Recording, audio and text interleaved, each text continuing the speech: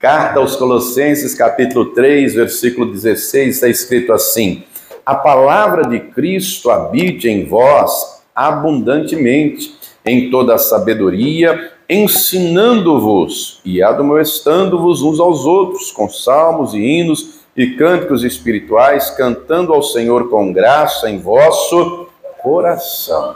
Deus quer que a palavra dele habite abundantemente em nós. A palavra, ela é a preciosa semente. E quando a preciosa semente entra e o nosso coração é terra fértil, quando deixamos e pedimos a água do Espírito Santo, essa preciosa semente, ela vai frutificar e ela vai dar muito fruto. E a cada dia nos parecemos mais com o Senhor. A cada dia somos como árvore frutífera, que é amoroso, árvore frutífera que é manso, que é alegre, benigno, bondoso, que tem domínio próprio.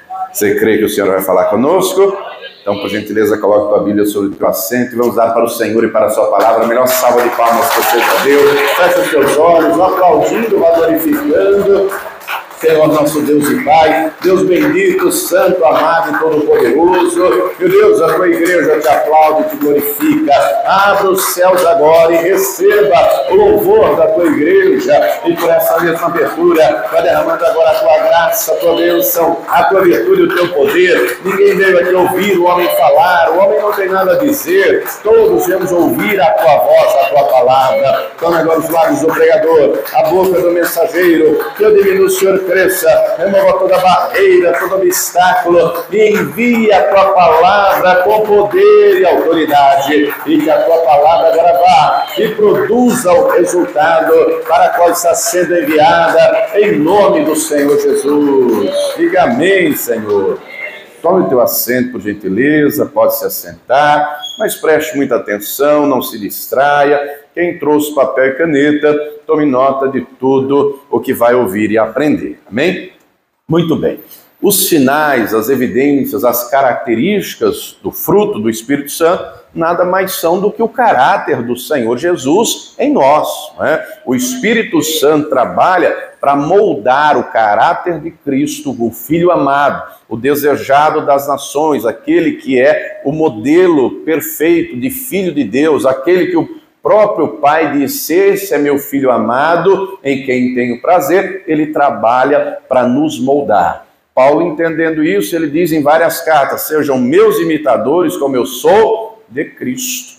Gálatas 5:22 nos fala a respeito, não é, do fruto do Espírito, dizendo: mas o fruto do Espírito é... E aí vem 9 características, 9 sinais, 9 evidências do fruto do Espírito. Deus é amor. Quem anda com Deus é amoroso. Deus é a própria paz. Quem anda com Deus se torna pacífico. Deus é a própria alegria. Quem anda com Deus é alegre. Deus, né, ele é longânimo. Quem anda com Deus também. Quem anda com Deus se torna bondoso, benigno, fiel, manso. Quem anda com Deus tem domínio próprio. Uma pessoa que não tem domínio próprio, nós conhecemos e vemos, né, por algumas características. Talvez na sua Bíblia, ao invés de domínio próprio, veja aí Gálatas 5:2, se por acaso tem temperança, tá? Temperança e domínio próprio depende da tradução, mas está se falando da mesma coisa. O dicionário define temperança como qualidade ou virtude de quem é moderado, comedido. Trocando assim miúdos para entendermos melhor, Deus, o Espírito Santo, nos tempera. Você já comeu uma comida bem temperada? Uma comida bem temperada é saborosa, sim ou não? Já comeu uma comida insossa? Era a mesma comida, o arroz, o feijão, mas sem tempero, insosso. Não é? O Espírito Santo é que nos tempera para sermos e fazermos a diferença, e através de nós, o nome dele ser glorificado. Mas uma pessoa que não tem domínio próprio tem algumas características. Vejamos aqui alguns exemplos de uma pessoa que não tem domínio próprio. Vai comigo lá no livro dos Salmos, capítulo 19, versículo 13. Nós vamos percorrer, não é, vários textos da Escritura. Então, se você for rápido de endereço, vá acompanhando. Se não, anote tudo. Em casa, com calma, você confere tudo, tá? Salmo 19. Nós vamos ler o versículo de número 13. E aí nós vamos ver aqui algumas características de quem não tem o domínio próprio, de quem não tem temperança. Salmo 19:13 diz: também da soberba guarda o teu servo, para que se não assenhoreie de mim. Então serei sincero e ficarei limpo de grande transgressão. Uma pessoa que não tem domínio próprio, não é? Ela é uma pessoa soberba, é uma pessoa orgulhosa. A soberba, o orgulho, é o primeiro pecado que surgiu na história. Quando lemos a respeito da criação de tudo, quando lemos a respeito do anjo caído, se você ler Isaías 14, você vai ver lá o anjo caído, Satanás dizendo: eu subirei aos céus, estabelecerei o meu trono acima do trono de Deus, eu serei semelhante ao Altíssimo. O que é isso? O ego, o orgulho, a soberba. Não é? Eu sou, eu faço, eu aconteço, eu. Davi viveu, Davi que escreveu esse salmo, ele sabe o que é isso, porque ele teve uma experiência assim. O diabo o incitou a fazer o censo, a viver, a agir, a ter um comportamento soberbo. Ele não vigiou e acabou fazendo. Não é? O diabo, minha gente, primeiro ele quer colocar as pessoas lá embaixo. Você é um nada, você é um lixo, você não vale nada, você não vai dar em nada e tal. Quando, e muita gente está sendo massacrado pelo inimigo, mas quando a pessoa, não é, tem identidade, eu sou filho de Deus, vai daqui, Satanás, né? Ela tem identidade, o diabo não conseguiu pisar, o que ele faz agora? Vai empurrar, você é o cara, você faz, você acontece. O diabo chega para o Davi: você é o rei mais poderoso da terra, você tem o maior exército do mundo, seu exército é imbatível, ninguém ganha de você. Você sabe quantos soldados você tem? Por que você não conta? E aí o Davi acabou caindo naquela cilada. E a palavra diz que isso foi mal aos olhos do Senhor.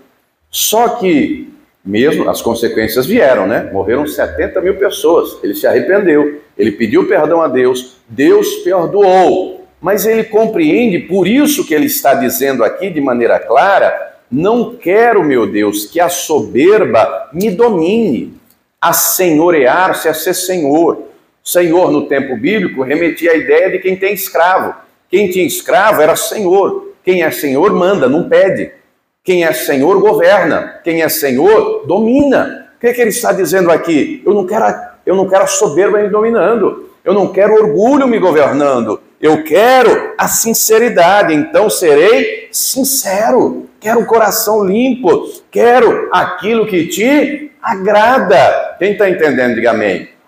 Ele se arrependeu. Nós temos outros exemplos, vários exemplos na Bíblia, mas, por exemplo, o rei Nabucodonosor, não é?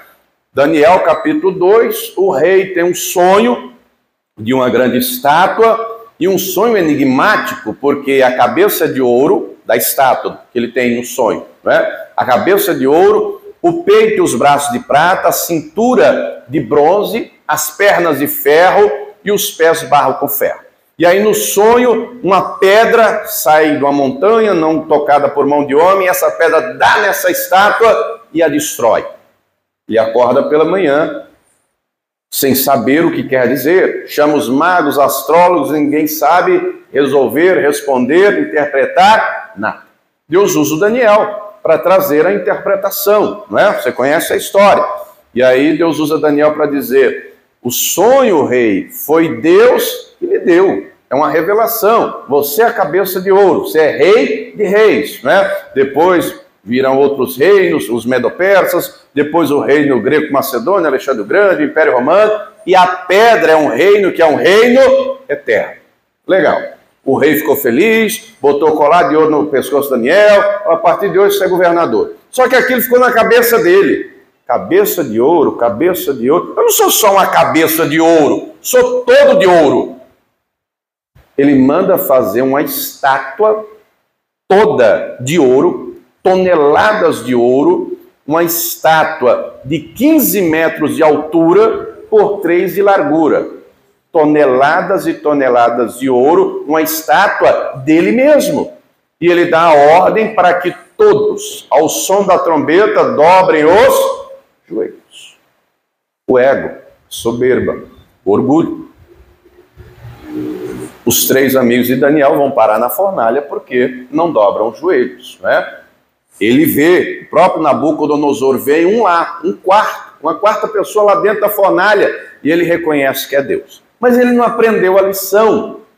Daniel capítulo 4 fala que ele vai ter um outro sonho, e aí ele vai sonhar agora com a árvore, uma árvore gigantesca que chega até o céu, uma árvore de um tronco muito forte, muito grande, e na copa da árvore vários pássaros faziam ninhos, se aninhavam. Embaixo da árvore muitos e muitos animais ficavam por causa da sombra, da proteção, do alimento.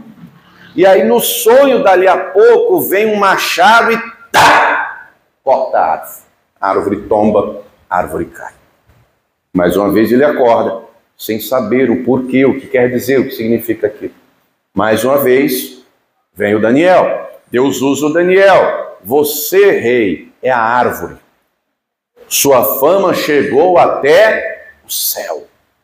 Os pássaros, os animais que se aninham, que ficam embaixo, são os povos, são a gente, são as nações que estão debaixo do seu poder. Mas Deus manda lhe dizer: desfaça os seus pecados, faça justiça, deixe a iniquidade, porque senão você será cortado. O rei ouve aquilo, colar de ouro para o Daniel, posição, tal, mas a palavra que ele ouviu entrou por aqui, saiu por aqui. Passa um ano inteiro. Um belo dia ele sai no terraço do palácio e ele olha a Babilônia inteira. E ele abre a boca e diz: não é esta a grande Babilônia que eu fiz para a glória da minha magnificência? Leia o texto, ele não acabou de falar, ele não fechou a boca. Veio uma voz do céu dizendo: rei Nabucodonosor, passou de ti o reino, teu reino será, cortado. Crescem pelos, crescem unhas, e o rei Nabucodonosor literalmente foi pastar. E pastou 7 anos para aprender e reconhecer que quem é o verdadeiro rei, quem é o verdadeiro dominador, quem é o todo-poderoso? O Senhor. O orgulho é mais ou menos como o mau hálito. A pessoa que tem não percebe, mas quem está à volta nota logo. Uma pessoa que não tem domínio próprio, ela também vai ser uma pessoa impaciente. Vai comigo em Provérbios 16. Provérbios 16. Só quem está vivo ainda diga amém. Quem estiver dormindo diga amém. Glória a Deus. Provérbios 16, versículo 32, diz assim: melhor é o longânimo do que o valente, e o que governa o seu espírito do que o que toma uma cidade. Né? Dependendo da tradução, ao invés de governa, vai estar domina o seu espírito. Uma pessoa impaciente, ela não tem paciência para esperar nada. E ela corre um sério risco de ser inconsequente, de tomar atitudes precipitadas, de colocar os pés pelas mãos. Você já viu aquele ditado que diz: não adianta chorar pelo leite derramado. Depois que derramou, já era. Derramou, acabou. Uma pessoa que não tem domínio próprio, ela é uma pessoa impulsiva. É um Saul da vida. Depois você lê 1 Samuel, capítulo 13. Deus usa Samuel para dizer: ô Saul, você vai fazer o seguinte, você vai lá para o Monte Gilboa, para Gilgal, aliás, você me espera lá. Depois de 7 dias, eu vou lá sacrificar, aguarda lá. Tá bom, passou um dia, passou 2, passou 3, passou 4, passou 5, passou 6, passou 7. No 7º, Samuel ainda não tinha chegado, mas ainda não tinha acabado o dia. Ele disse que iria até meia-noite, é dia, no caso do judeu, até o sol se pôr. Ele não espera os profetas chegar. O exército, os homens começam a querer ir embora. Ao invés dele dizer: vai ficar todo mundo aqui, o rei sou eu, vamos aguardar o tempo que for até o profeta chegar. Ao invés disso, quando ele viu que os homens começaram a ir embora, o que ele fez? Traz o sacrifício que eu mesmo apresento. Pode trazer, traz as ovelhas, os bois, traz o que for. E ele foi lá e apresentou. Quando ele está não é? Já está queimando os animais. O Samuel chega. Que loucura é essa que você fez? Que besteira é essa que você fez? Se você ler o texto na versão Almeida, a resposta do Saul foi: vendo eu que os homens se afastavam de mim, esforcei-me, me obriguei a tomar essa atitude que não deveria ter tomado. Colocou os pés pelas mãos, tomou uma atitude inconsequente. Em seguida ele ouve: se você tivesse obedecido, Deus teria confirmado o teu reino. Mas porque você desobedeceu, Deus já, rasgou o teu reino. Olha só, uma pessoa impaciente vai ser uma pessoa inconsequente. Diga para a pessoa que está ao teu lado: calma, Deus tem o melhor para você. Diga: calma, Deus tem o controle. O diabo vai trabalhar na inconsequência, o diabo vai trabalhar na pressa. O apressado come cru. Diga para a pessoa que está ao teu lado: Deus quer que você coma bem cozido, viu? E bem saboroso, para você se saciar e glorificar o nome dele. Uma pessoa que não tem domínio próprio, Provérbios 25, 28, é uma pessoa descontrolada, não tem controle. Provérbios 25, 28 está escrito assim: como a cidade derribada, que não tem muros, assim é o homem que não pode conter o seu espírito. Dependendo da tradução, vai estar escrito o homem que não tem domínio próprio. É uma pessoa que não tem controle das ações, age de maneira precipitada. Na hora da circunstância, na hora do aperto, pá! Quando vê, fez. Não devia fazer. Você conhece gente que não pode ter uma pressão, se der uma pressãozinha nela, ela... Não, querido. O servo de Deus, a serva de Deus, o homem de Deus, a mulher de Deus, não pode ser descontrolado, não pode ser destemperado. Não é? Quando o texto aqui fala da cidade derribada que não tem muros, no tempo bíblico, toda cidade tinha muro. Não era como hoje. Hoje é um aglomerado de cidades mundo afora. Hoje a gente tem uma população na casa dos 8 bilhões de habitantes do mundo. No tempo bíblico era muito menos, não é? As cidades eram distantes. Se você pegar, por exemplo, aqui do lado Osasco, você pega a Autonomista, do lado já é São Paulo, né? Mas você vem, passa Osasco, Carapicuíba, Barueri, Jandira, Itapevi e vai embora. Um monte de cidade, nenhuma tem muro. Nesse tempo, cidade sem muro, está se falando de falta de controle. Não tem controle nenhum. Está tudo largado. Assim, uma pessoa que não tem domínio próprio, ela é descontrolada, ela é destemperada. Só pergunte para a pessoa que está ao teu lado: você não é assim não, né? Você não é impulsivo, na hora do nervoso você não... Ah, não, pastor, sou nada. Salmo 32, 9. Uma pessoa que não tem domínio próprio, o Senhor diz aqui o seguinte, Salmo 32, versículo 9. Não sejais como o cavalo, nem como a mula, que não tem entendimento, cuja boca precisa de cabresto e freio, para que se não atirem a ti. Uma pessoa que não tem domínio próprio, ela é bruta, é ignorante. Você conhece gente assim, que é meio bruto, é meio cavalo? Pastor do céu, estou olhando para um, misericórdia. Pastor do céu, olho no espelho esse todo dia. Pois é, uma pessoa que não tem domínio próprio é assim. Alguém já andou aqui a cavalo, jumento, mula? Eu já também. Cresci, lembro como se fosse hoje, quando era criança no Piauí, meu pai tinha um cavalo amarelo. E o cavalo no meio da testa tinha um relâmpago branco. Ele chamava o cavalo de relâmpago. E aí eu cresci, montava em cavalo e tal. E o cavalo tem rédea. Quem anda a cavalo, jumento, qualquer animal assim, tem que levar o bicho com rédea curta. Segurar a rédea. Porque se soltar e afrouxar, o que o animal pensa? Eu posso ir para onde eu quiser. Não é ele que está no controle, sou eu. A rédea está frouxa. Eu vou para onde eu quero. Quando a rédea está curta, o animal entende. Espera aí, o negócio está apertado aqui. Né? Quando, naquele tempo, eu não sei hoje, mas usava um negócio chamado espora. Você já ouviu falar? Para bater no bicho para entender quem é que está no controle. Só pergunto para a pessoa que está ao teu lado, você não é bruto assim não, né? Deus tem que dar umas esporadas em você para você ouvir não, né? Eu tinha também, meu pai tinha, não sei se ele usa hoje ainda, um chicote de couro bonito. O chicote bem feito, viu? Quando eu era criança era pesado, né? Era grande, era enorme. mas depois de adulto o negócio fica leve, fica maneiro, como diz lá no Piauí, uma coisa é leve, fala que é maneiro, é leve. Para dar umas lapadas, só perguntei para a pessoa que está do teu lado, Deus anda te dando umas lapadas? Você anda sendo meio bruto, meio ignorante? Nada, pastor, sou não. Que bom. Se for o caso, Deus vai te dar umas lapadas.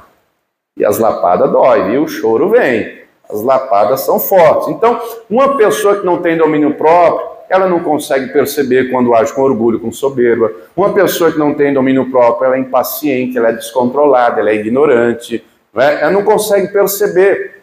Precisa ser instruída, ensinada para aprender a dominar tudo isso. E a Escritura mostra algumas coisas que nós precisamos dominar. E tendo o domínio próprio, nós vamos conseguir dominar. A primeira coisa que é essencial dominarmos é a nossa vontade. Vai comigo, Gênesis 4. Eu vou ler somente o versículo 7. Livro de Gênesis é o primeiro.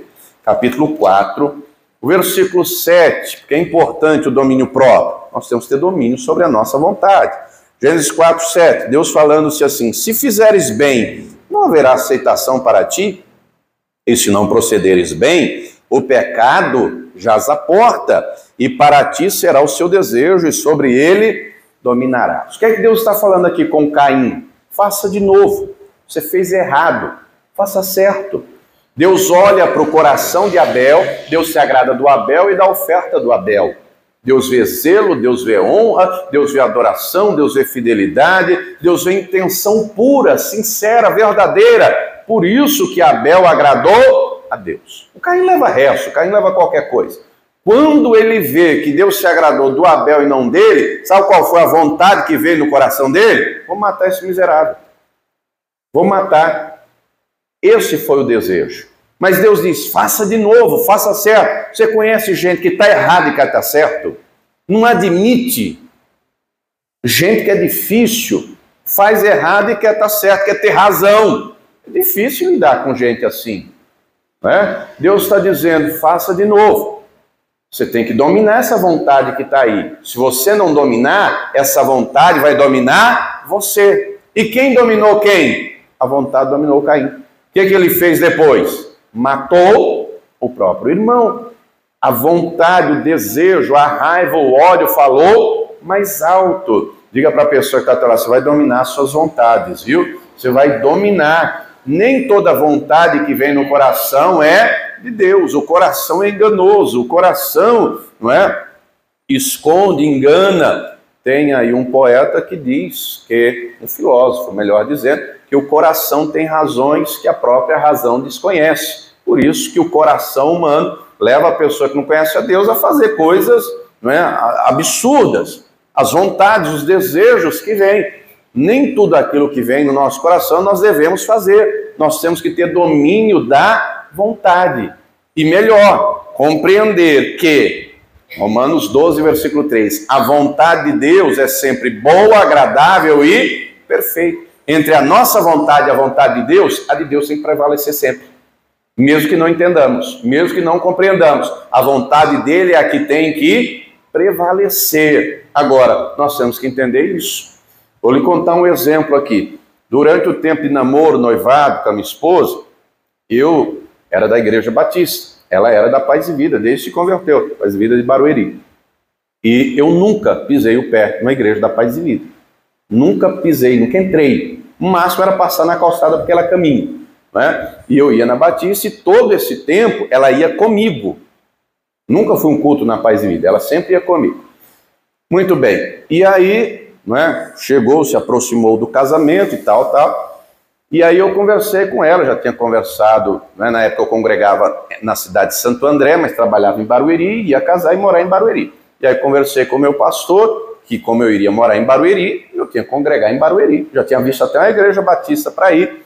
E aí na semana do casamento, eu orando, nem lembro qual era a oração, muito provavelmente sobre o casamento, mas dali a pouco o Espírito Santo vem e fala comigo, eu quero você na Paz e Vida.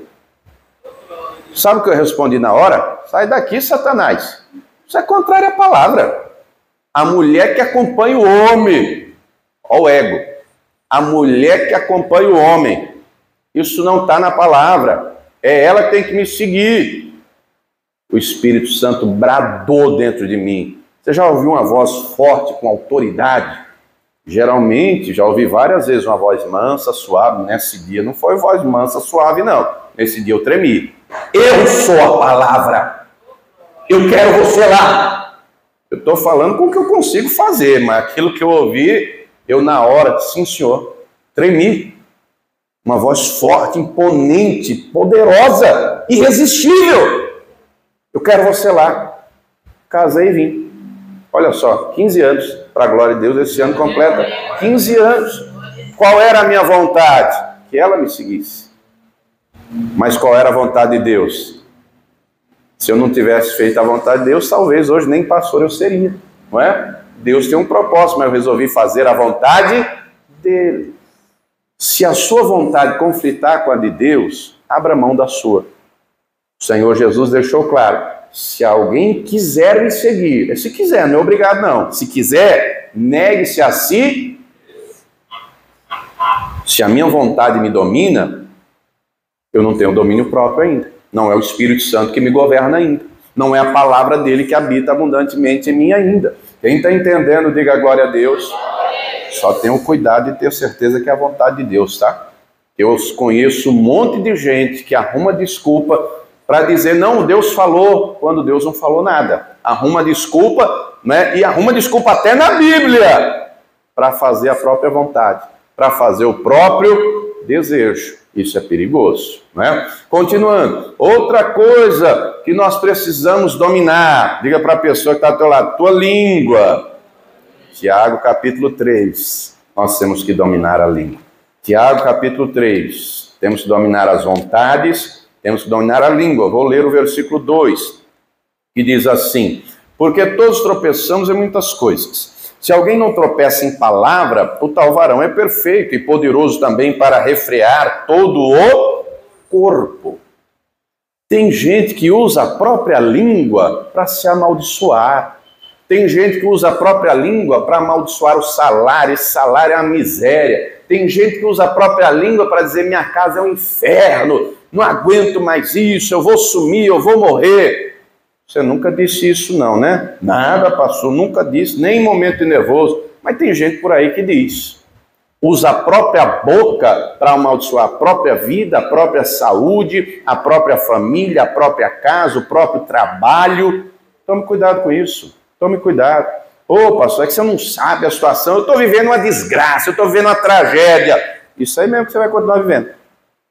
Está escrito, né? Que a vida e a morte estão no poder da língua, da palavra, da boca, daquilo que sai da boca.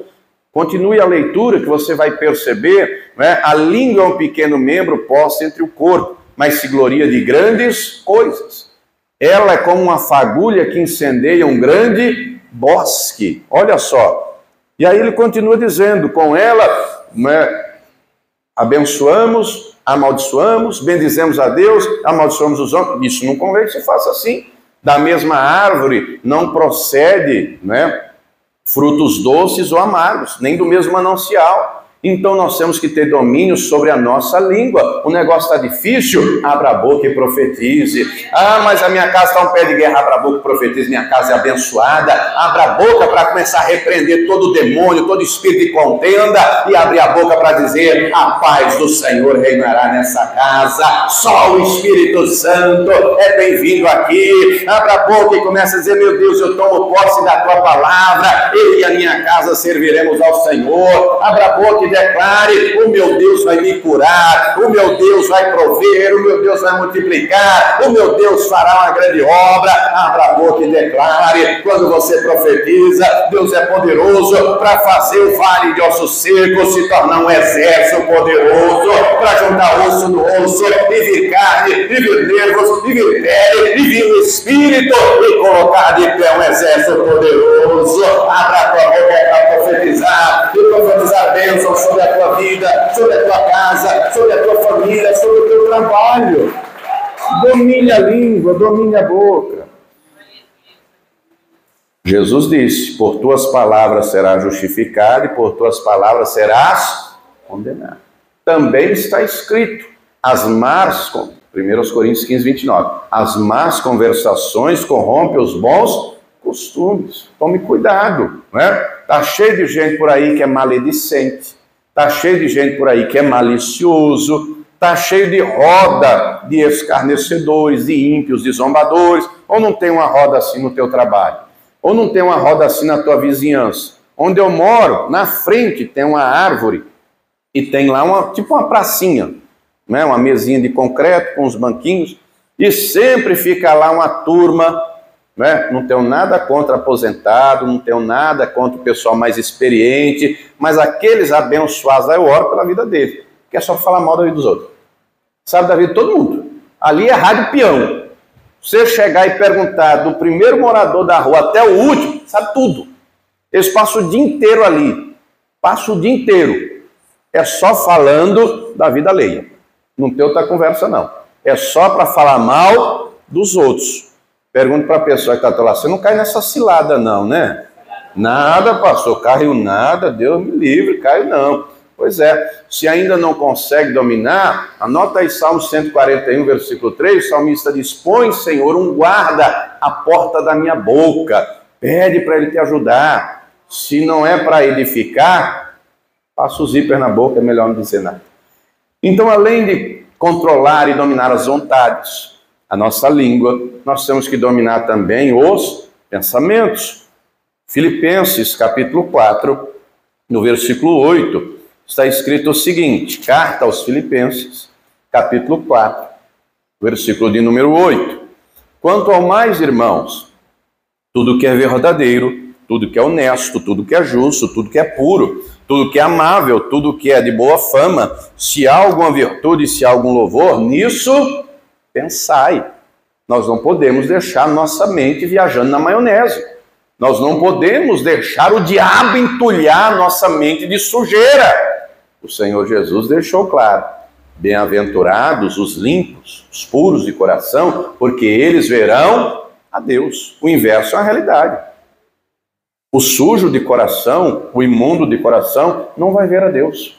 Não vai ver, não é? Não adianta só por fora ter roupa de cristão, de crente, aparência, se no interior for sujo. O Senhor falando com os fariseus, nesse sentido, ele os chama de sepulcro caiado. Você já foi no cemitério alguma vez, né? Você já percebeu que tem uns sepulcros que são bonitos? Tem ali um irmão que trabalha no cemitério. Tem lá uns sepulcros bonitos? Eu já fui no cemitério aqui em Carapicuíba, em Osasco, Barueri, Jandira, no Alfacampo. Já fui em um bocado de cemitério. Tem lá uns sepulcros que é de porcelanato, granito, mármore. Você chega perto, você se vê, parece um espelho. Mas o que é que tem lá dentro? Podridão. O corpo, seja de quem for que estiver lá dentro, está em decomposição, está apodrecendo. Não é? O Senhor Jesus, quando fala disso, os fariseus na época usavam roupa bonita, falavam bonito, só que por dentro Jesus os chama de sepulcro caiado. Tome cuidado com seus pensamentos. Tem um ditado que diz assim, cabeça vazia, oficina do diabo. Ezequiel 16:49 está escrito, e eu quero ler com você. Vamos lá. Ezequiel, livro do profeta Ezequiel, capítulo 16, versículo de número 49, está escrito o seguinte, acompanhe comigo. E eis que esta foi a maldade de Sodoma, tua irmã, soberba, fartura de pão e abundância de ociosidade. Teve ela e as suas filhas, mas nunca esforçou a mão do pobre e do necessitado. Naquela região tinha o Rio Jordão, não é? Era um lugar muito fértil. Então eles tinham uma colheita abundante. Eles tinham muito trigo, eles tinham muito pão. Mas eles tinham muito tempo livre. Eram muito ociosos. E por ser assim, o diabo achou ocasião, achou lugar. E a cabeça começou a se ocupar de tudo aquilo que não presta. Pensamentos geram ações, pensamentos geram palavras. E com ações e palavras nós podemos agradar a Deus ou não. Essa turma aqui se enveredou pelo pecado de uma tal maneira que você conhece a história, né? Deus teve que intervir. Deus mandou fogo do céu e os destruiu. Tome cuidado com seus pensamentos, senão o diabo vai querer entulhá-lo de sujeira.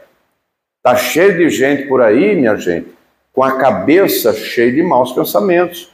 Está cheio de demônio agindo muito para que as pessoas tirem a própria vida, se suicidem. Aqui na avenida nós já tivemos caso, né?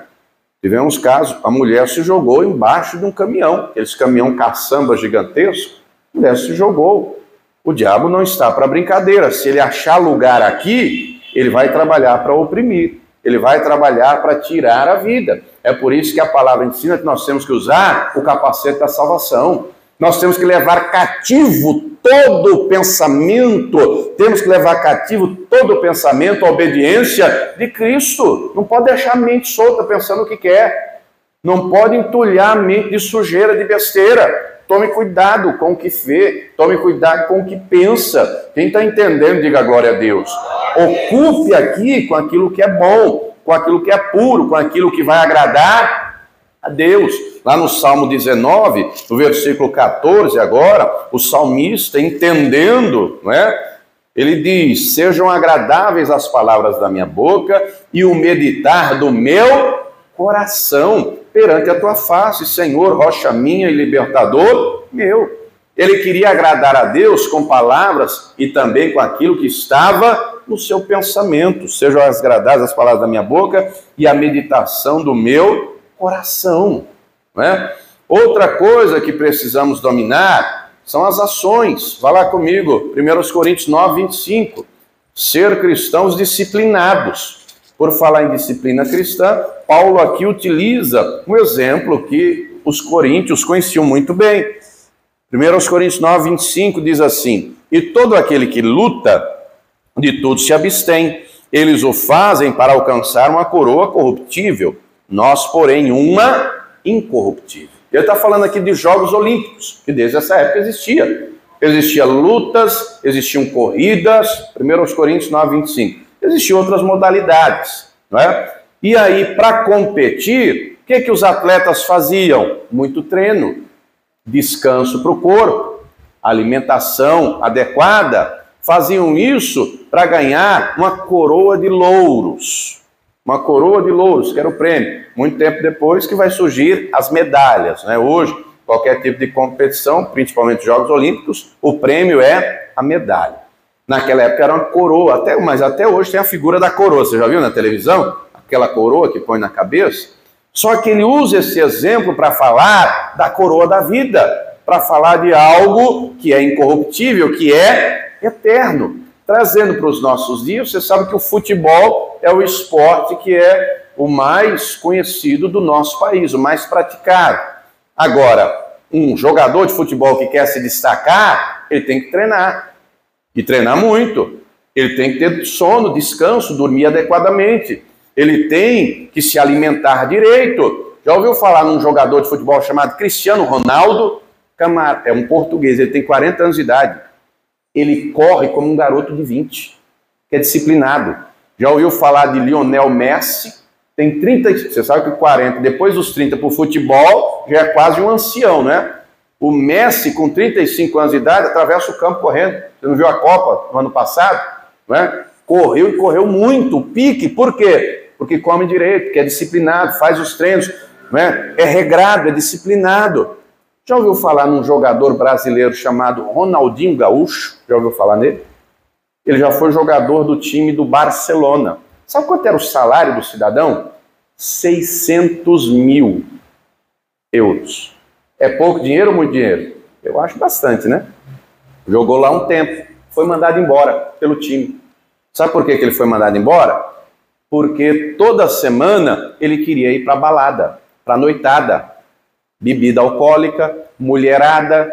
No outro dia, o corpo estava exausto, não aguentava. E ele não ia só não, levava os outros jogadores. Metade do time as mulheres separaram, por causa dos adultérios dos maridos. O que a diretoria do time fez? Mandou o cara embora.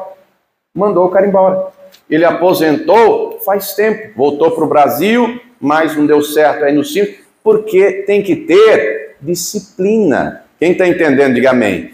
Se uma pessoa que nem a Deus conhece tem disciplina para um esporte querendo ganhar um prêmio, muito mais eu e você temos que ter disciplina para buscar ao Todo-Poderoso, e vigiando, e orando, e jejuando, e perseverando, e buscando, e dominando as nossas ações, os nossos atos. Quem está entendendo, diga glória a Deus. Você já reparou que tem dia que é uma bênção? Tem dia que o sol brilha, não é? O céu estava azul, as coisas dão certo, tudo acontece. Tem dia que é maravilhoso assim, sim ou não?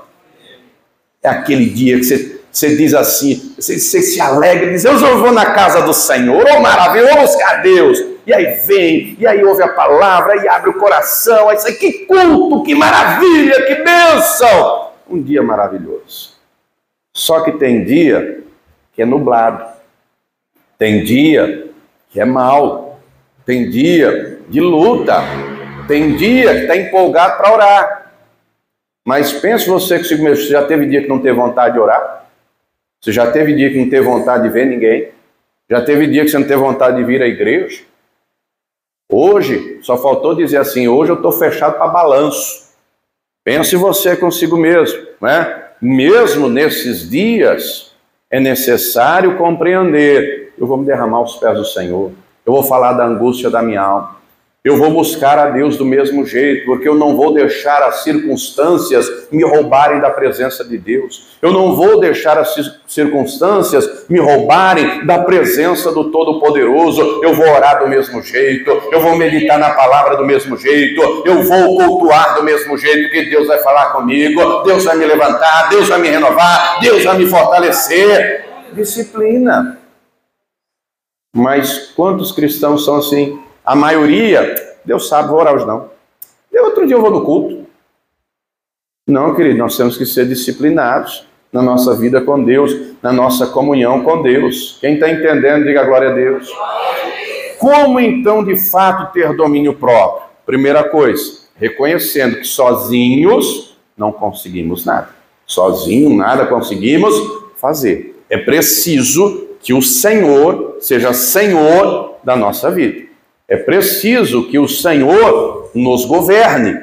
E Ele governa quem se deixa ser governado.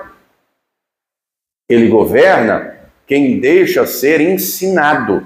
Quem deixa ser instruído. Pode ser um cavalo bruto, mas se deixar Deus botar a rédea, Deus bota a rédea. Você já viu aqueles cavalos de hipismo que marcha, que anda lindo? Aqueles ali não precisa estar com rédea curta. Por quê? Porque foi ensinado, foi instruído. Oh, querido, e assim o Senhor quer, não é? Ele quer que eu e você digamos, Senhor, a rédea está na tua mão, o controle da minha vida está na tua mão, a minha casa, o meu trabalho, a minha família, o Senhor é Senhor da minha vida, o Senhor é Senhor da minha casa, o Senhor é Senhor do meu trabalho, o Senhor é Senhor de tudo, porque Tu és o meu amado, é a Tua vontade que é prioridade. Primeira coisa, então, é o Senhor nos governar. Quando, então, o Senhor nos governa, eu e você, nós, fazemos a nossa parte. Você lembra do versículo que lemos no início da mensagem? Vamos lá de novo. Colossenses 3, versículo 16. Quando Ele é Senhor, quando Ele governa, o texto diz, a palavra de Cristo, Ele é a palavra viva. Tiver uma caneta do lado, Apocalipse 19, 13. O nome pelo qual Ele se chama é a palavra de Deus. E a palavra de Cristo habita em vós abundantemente. Quando Ele habita em nós, o próprio Espírito nos ensina, nos instrui, nos conduz, não é? Nos guia. É filho de Deus quem é guiado pelo próprio Deus, pelo Espírito Santo, não é? E aí, vamos obedecer. Vá comigo. 1 Samuel 15, falamos há pouco do Saul. Vamos ver uma outra aqui, que foi outra bola fora do Saul. 1 Samuel 15. 1 Samuel capítulo 15. Nós vamos ler a partir do versículo 19.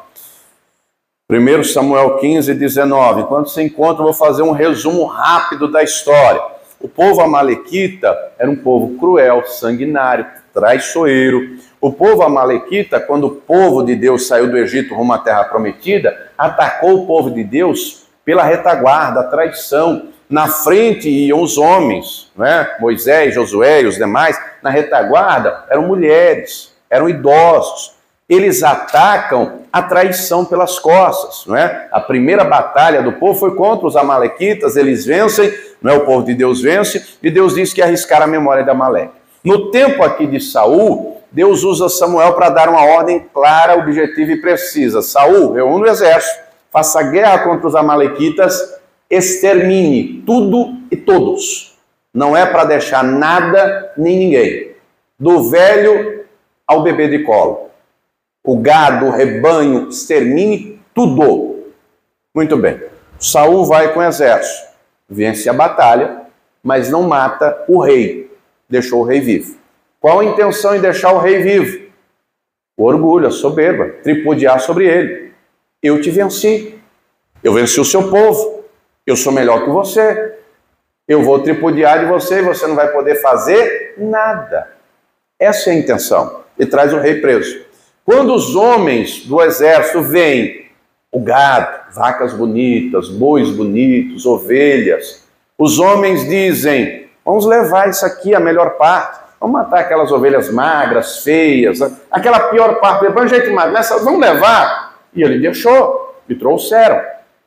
Quando voltam a Israel, Samuel vai lá. E olha o que o Samuel vai dizer para ele. Encontrou 1 Reis 15, 19. Por que, pois, não destes ouvidos à voz do Senhor? Antes voaste ao despojo e fizeste que era mau aos olhos do Senhor. Então disse Saul a Samuel, antes dei ouvidos à voz do Senhor e caminhei no caminho pelo qual o Senhor me enviou e trouxe a Agag, rei de Amaleque, e os amalequitas destruí totalmente.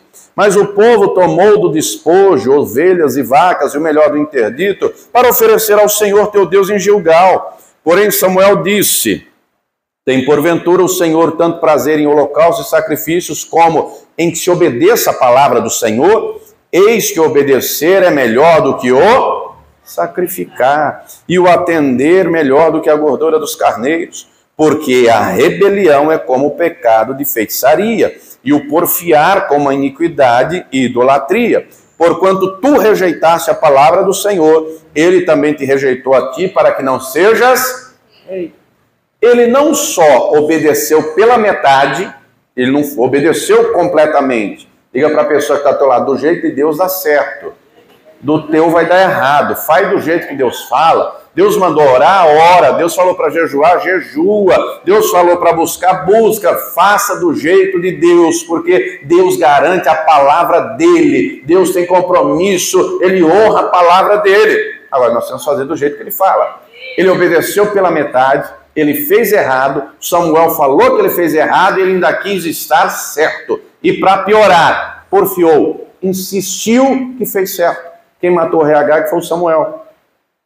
Em seguida, não é, que o Samuel diz isso aqui, ele vira as costas para ir embora. Sabe o que o Saul faz? Pega ele pelo manto, pela capa, pela túnica e acaba rasgando um pedaço. Porque ele chega e diz para o Samuel, mas vamos lá falar com o povo? O que é que está na cabeça do Saul? Se o profeta estiver do meu lado, diante do povo, o que o povo vai pensar? Deus está comigo. Ele é um homem de Deus. Ele tem moral com Deus. Ele anda com Deus. Se ele estiver do meu lado, todo o povo vai ter a certeza, Deus está comigo. Só que o Samuel não queria ir, pela atitude que o Saul teve. Ele pega e rasga, né, a capa do Samuel. E aí o Samuel vai dizer, hoje Deus rasgou o teu rei. Em seguida, leia o texto, que é o capítulo 16, quando Deus vai dizer, enche o chifre de azeite, vai à casa de Jessé o belemita para ungir um novo rei. Então, quando deixamos o Espírito Santo conduzir, nós vamos obedecer e obedecer do jeito que Deus fala. Quem está entendendo, diga glória a Deus. Lembrando, eu quero ler Hebreus capítulo 5, vá lá comigo, estamos já chegando ao final. Hebreus capítulo 5, quem estiver vivo ainda, diga amém. Quem já estiver dormindo, diga amém. Glória a Deus. Hebreus capítulo 5, o versículo 8 diz assim, ainda que era filho, aprendeu a obediência por aquilo que padeceu, né? Ainda que era filho, aprendeu a obediência por aquilo que padeceu, mas ele foi fiel até a morte, e morte de cruz. Até a morte e morte de cruz. O diabo tentou de todos os meios. O diabo usou a boca de Pedro quando ele disse: vamos a Jerusalém, eu vou ser morto, vão me crucificar, vão me matar, mas ao terceiro dia eu vou ressuscitar. O diabo chega através de Pedro: vem cá, Senhor, chama a paz, tem misericórdia de ti, isso não pode acontecer com você. O Senhor na hora diz: para trás de mim, Satanás, que me serve de escândalo. Em outras ocasiões, antes do martírio, no próprio martírio, quando está diante de Barrabás, o próprio Pilatos disse: não vejo culpa nenhuma neste homem. Barrabás era um terrorista. O Barrabás era um criminoso conhecido, mas ele diz: não vejo culpa nenhuma em Jesus. Enquanto o povo, até os discípulos, queriam que ele fosse levado para o trono, ele queria ir para a cruz, porque ele sabia que era a vontade de Deus, ele sabia que ele tinha que obedecer. Na cruz passam lá os sacerdotes: você não é Deus, desça daí. O ladrão à esquerda não é o Filho de Deus, desça daí. Mas ele vai até o fim, até dizer: está consumado. Ele obedeceu, ele fez a vontade de Deus. E querido, obedeça, porque vai valer a pena. A obediência gera bênção, a obediência gera vitória. Quem entendeu, diga glória a Deus. Temos que dominar a nós mesmos para termos limites. Mateus 7,12. Vivemos em dias de muita gente que, infelizmente, não tem limite para nada. Mateus 7,12 diz assim: porque tudo que vós quereis que os homens vos façam, fazei-lo vós também, porque essa é a lei e os profetas. Eu tenho que ter respeito pelo próximo. Eu tenho que me dominar para respeitar o outro, o próximo. É filho de Deus, é filha de Deus, é menina dos olhos do Senhor, não é? Vivemos em dias, minha gente, de gente, não sei se você tem visto os noticiários, não respeita a mulher, não respeita o marido, gente que não respeita pai e mãe, gente que não respeita autoridade nenhuma. Vivemos em dias que tem gente por aí, quando um policial dá voz de prisão, ataca o policial. Você já viu reportagem assim? Eu já vi várias. Não respeita nada nem ninguém, gente que não tem limites, gente que zomba da fé alheia, não é? No nosso país tem isso. Não sei se você viu uma notícia, há poucos anos atrás, um jornal lá em Paris fez uma charge de Maomé. Sabe o que os muçulmanos fizeram? Botaram uma bomba no prédio, explodiram o prédio inteiro.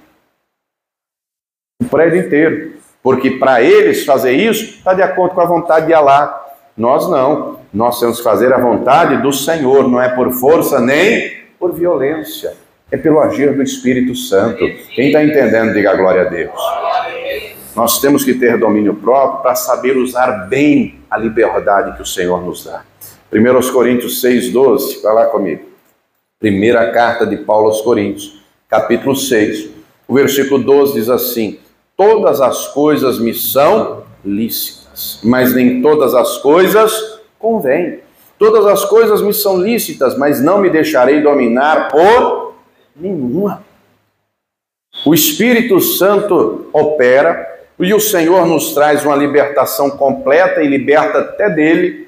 Ele não quer ninguém buscando a ele por obrigação ou por imposição, mas por amor, por gratidão, por satisfação, por prazer. O Senhor, o Todo-Poderoso, disse várias vezes: esse é meu filho amado, em quem tenho prazer, em quem me comprazo. Querido, Deus não faz acepção de pessoas, não. Deus não tem filho predileto, Deus tem filho dedicado. Deus tem filho que compreende: meu Deus, entre fazer a minha vontade, eu posso até querer, mas eu abro mão para fazer a tua vontade, porque a tua vontade é boa, é perfeita, é agradável. Entender, eu não posso usar a liberdade que o Senhor me deu para dar ocasião à carne.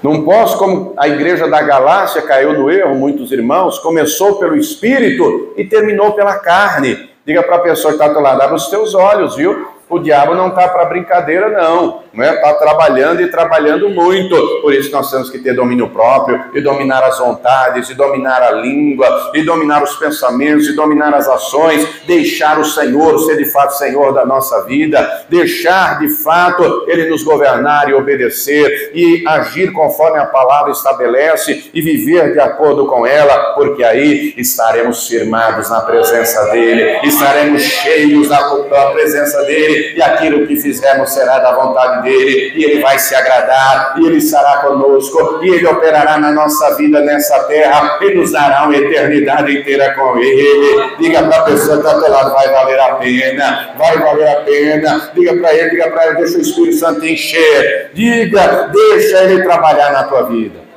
Se coloque de pé, por gentileza. Domínio próprio tem sentido de dominar a si mesmo. Sozinho não conseguimos. Isso é fruto do Espírito. E para isso nós temos que querer, nós temos que buscar, nós temos que desejar, nós temos que fazer a nossa parte. O Senhor está aqui. Ele garantiu dizendo, onde estiverem 2 ou 3 reunidos em meu nome, aí estou eu presente no meio de vós. Ele garantiu dizendo, eis que estou convosco todos os dias até a consumação dos séculos. Olhe para você mesmo, olhe para dentro de você. Você já tem domínio próprio? Ainda não. Falta algo, né? A impaciência, o orgulho, a ignorância. Tem conseguido dominar as vontades, a língua. Tem conseguido dominar os pensamentos, as ações. Tem deixado Ele governar. Tem aberto mão da própria vontade para fazer a vontade dEle. Tem agido nos termos e limites da palavra. Ele está aqui nessa noite. E Ele quer operar em nosso coração. Não por força, nem por violência, é o agir dEle.